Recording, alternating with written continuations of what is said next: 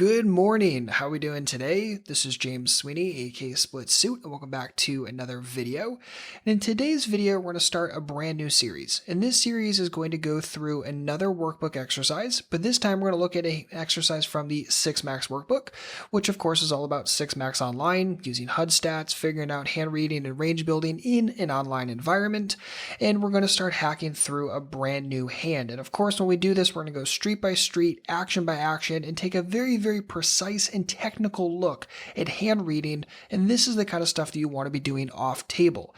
The better you are at hand reading, the easier it becomes to do anything. If you want to 3-bet more, if you want to double barrel more, if you want to hero call better, if you want to do anything in poker, it all boils down to having solid hand reading skills. Once you know what your opponent has, it becomes infinitely easier to make all the plays that you want to make. So this is something that we definitely need to be working on between sessions, and these workbooks are meant for exactly that. So without further ado, let's get started. In this series, we're going to go through hand number 27. Again, this is from the 6 Max workbook. If you want to learn more about that, I'll leave a link in the description box, or you could always find it at splitsuit.com/6. That'll take you right to it. And for this, we're going to have our book. We're also going to have our section 2 template. And if you want to grab one of these, you can grab it for free at splitsuit.com/templates. It'll take you right to it. It is a name your own price. If you want to name $0, totally cool, no stress. And this is going to be a section 2 hand, which means we're working on hand reading our opponent specifically. And of course, down below we have Flopzilla. This is my trusty software that I use for this kind of exploration. And if you use a Windows PC, definitely suggest you do the same. But without further ado, let's get started, jump into it, and start hacking this hand apart. Okay, so hand number 27 is from 50 No Limit 6 Max Online. The cutoff opens to $1.50. They started with a full stack, and this right here are their HUD stats. So we have VPIP, PFR, number of hands. Just gonna write all this down in the template so we have it for later. We have the cutoff, who is a 3413 over 109. And the reason why I like to take these kind of notes in the template is so that if I go back and later review my assumptions and my ranges, having the notes here makes it very easy to say, okay, this is what I was thinking at the time, or this is the information I had at the time. It makes it very easy to find situations where you've made strides and improvements in your game, and also situations where it's like, okay, I should probably spend a little bit more time and effort here. This kind of helps you if you have it all written down in your template. So very simple. We have some more HUD stats for them down here, AF, AFQ, ATS, all that kind of fun stuff. And the way that I set up the workbook is that I tried to give stats that were applicable for that street. But you definitely need to keep sample size in mind because I did set some traps, to say the least. So to get started here, I kind of start with the primary information. So whenever someone open raises from the cutoff or button, consider if they fully understand how and when to steal, right? Good players are going to steal. They're going to say, okay, this is a good situation to get aggressive and fight for the blinds, whereas bad players, not so much. So do we think the cutoff is raising here with a wide steal range? And do we think the cutoff would open limp any hands here? These are just kind of those basic questions that you want to be asking yourself that really helps you get started when you're building their preflop range. So in order to answer some of these questions, we really need to start by thinking about who this kind of player is and looking at their HUD stats when we have them. So this is someone who has a very wide VPIP PFR gap, and that to me denotes a lot of passivity, especially preflop, and is someone who's probably not overly aggressive, again, especially preflop. And if we look at their stats, right, I mean, they're AF, AFQ, whatever. I don't really use those stats a lot, but I put them in the workbook because I know a lot of people do. But I do look at ATS, which is 22%, which is not really that high, and it is 6 Max, and I would expect ATS to be much higher than 22, but it's only 109 hands, right? So it's not a huge sample size. I don't want to like overly look at that.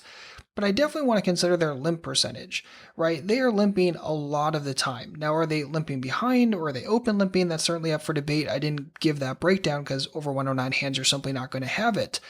But this is someone who is definitely not afraid to limp and doesn't seem overly aggressive in the raising, right? I mean, not a super high PFR, not a super high ATS.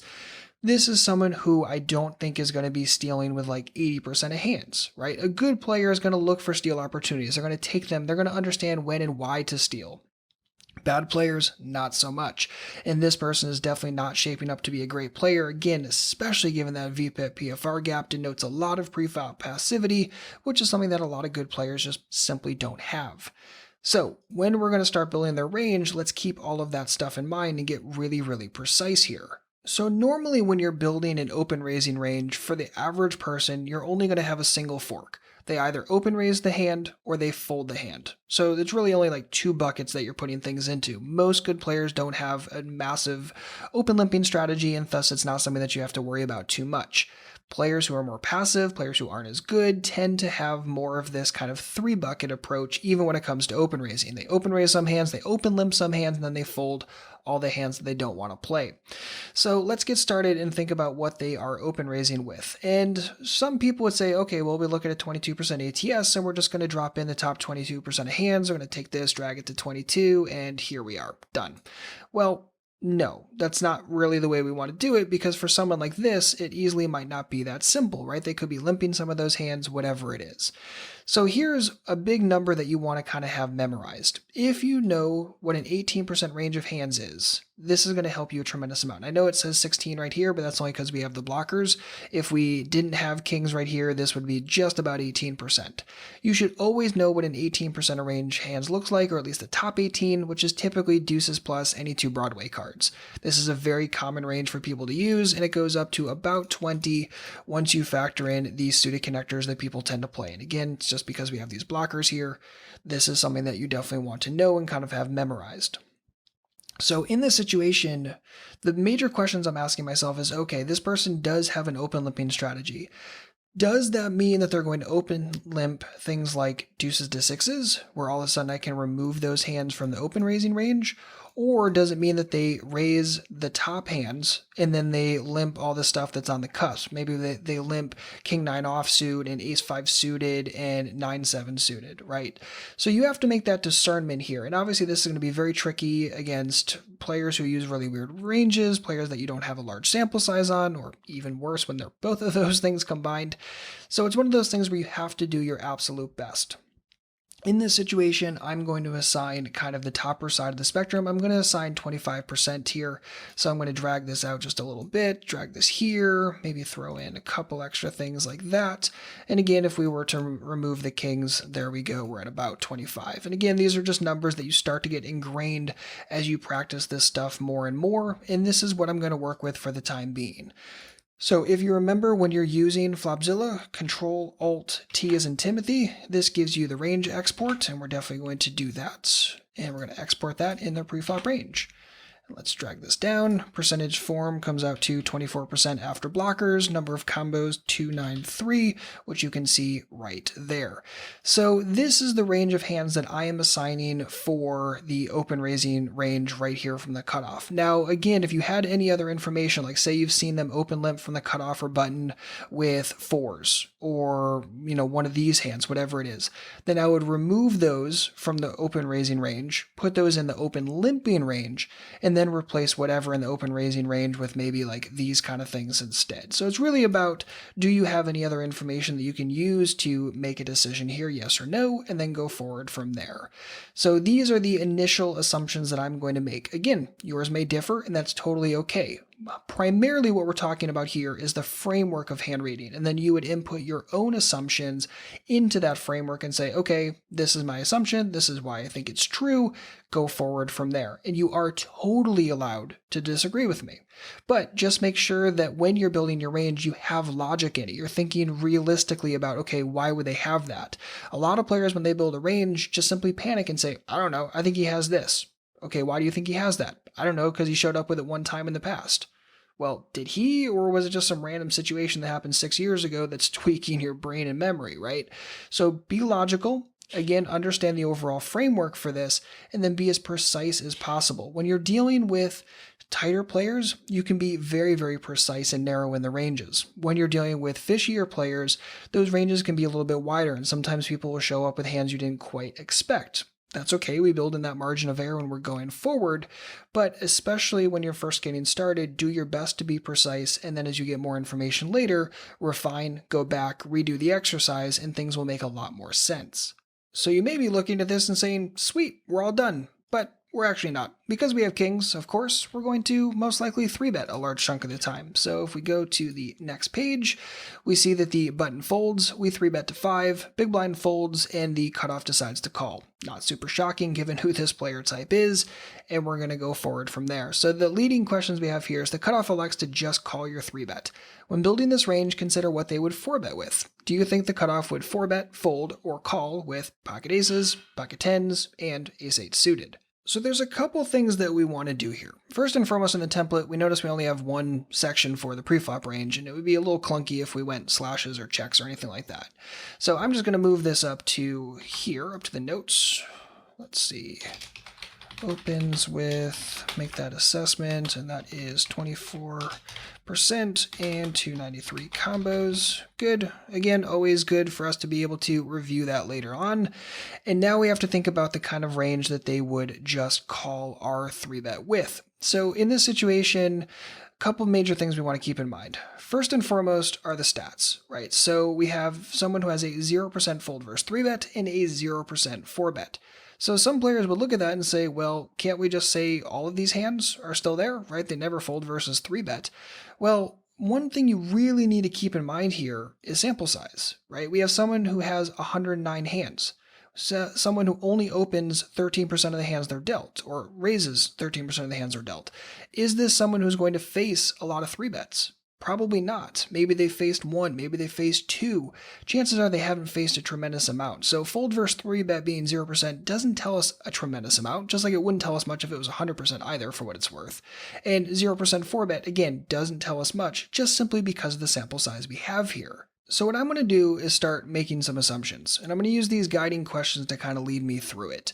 So in this, I'm going to assume that they're probably going to flat with the stuff that looks pretty darn strong. So I'm going to say maybe the top side suited connector is 9-8 suited plus. I'm going to say they're going to call with all pairs because this is someone who I just don't think is going to fold with deuces, 4s, 7s, or 8s very often. And I'm going to get rid of the really weak aces. Maybe I'll call ace-8 suited plus. I think that's probably a little bit more of a flat for someone like this, and kind of go forward from there. Now, one of the major things that you want to think about is, does this person ever 4-bet, right? And the major things I'm always asking myself is, do they 4-bet the traditional like queens plus ace king, and do they 4-bet anything outside of that, right? Do they start putting ace queen into the 4-bet range, or 10s, or anything like that? And someone who's more on the passive side of the spectrum, who hasn't shown any real initiative to 4-bet those kind of hands in the past, like I haven't seen it at Showdown, I haven't seen it in history or anything like that, I'm just going to assume that as a default, they're going to flat it over 4-bet it. And for the like queens plus ace king, yes, as a pure default, I do assume that the average person is going to 4-bet those. But again, when you're playing against someone who is so passive, and the 23% limp is really tweaking with me, to be totally honest. I mean, this is just someone who is playing really passively in really weird ways. So I am going to assume that there's going to be some chunk of that is just going to get flatted pre-flop. So I'm going to say they're going to flat that maybe, let's call it about a third of the time, so 30%. And I'm going to add those weights to those hands, and I'm going to assume everything else is pretty much just going to be a default 100% flat and go from there. So this is the range of hands that I'm currently assigning for the open raise preflop and caller 3-bet with position. This is what I'm assigning. Now again, against other player types, this is going to be far different. And also one major thing is, you may be looking at this and saying like, why the heck are you doing this? Well, the thing is when a good player flats your 3-bet with those hands, they do so with a plan, with a reason, understanding some history and dynamic, understanding ranges and range advantage and how things are going to work later down the road. Whereas a weak passive player who's not very good is thinking, well, I don't want to 4-bet because I don't want to blow them off their hand, right? They're not thinking the same way that a good player does. So while a good player and a bad player may take the exact same line, they have very different rationales for taking those lines. So keep that in mind, but this is just the general assumption that I'm making. And obviously the fact that we have kings is going to influence their pocket kings combo, their ace king combos, all that kind of stuff. So this is just what I'm going to be building and going forward with. So again, Control Alt T as in Timothy. I'm going to take that. I definitely suggest exporting weights. It makes it much easier later later down the road when you want to re-import this into Flopzilla. In percentage form, what are we dealing with? We're dealing with 17%, number of combos, 210.3. You don't have to be that precise. You could just say 210, totally up to you. But this is what I am assigning in this situation. So this is a full preflop breakdown in a very, very simple situation. Somebody opens, we 3-bet, and we're deciding, okay, what did they open with and what did they call our 3-bet with?